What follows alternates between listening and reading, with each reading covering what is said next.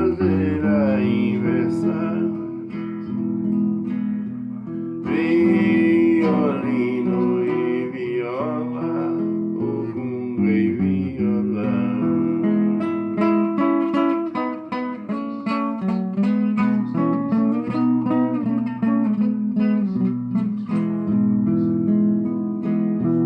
Violão, gunga, viola e violino,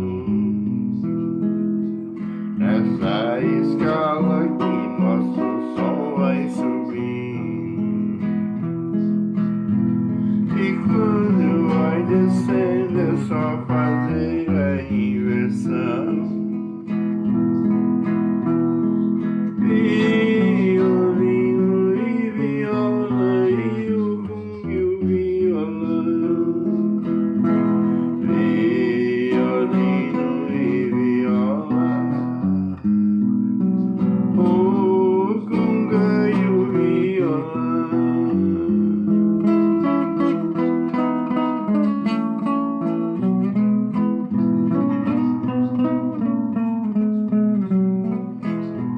Basta só ter bom ritmo e fazer a marcação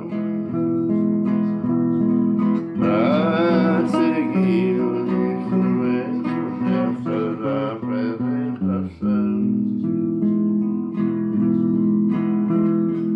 Violão, gunga e viola e violino,